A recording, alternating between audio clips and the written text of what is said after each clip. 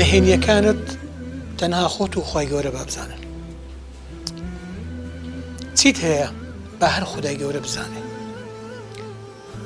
چی دەکەیت بە هەر خوای گەورە بزانێ، چەند وەرەگریت بە هەر خوای گەورە بزانێ، خەفەتت هەیە بە هەر خوای گەورە بزانێت، کێشت هەیە تەنها با خوای تەبارەک و تەعالە بزانێت، دڵخۆشیەکەشت لە چیەوەیە بە هەر خوای گەورە بزانێت. کە خەڵک ئەگەر ئەو شتانی سەرەوەی زانی سێ شتت بەرامبەر دەکەن، یان حەسوودیت پێ دەبن، یان کێشەکەت گەورە دەکەن، یانش هۆکاری دڵخۆشیەکەت تێک دەدەن.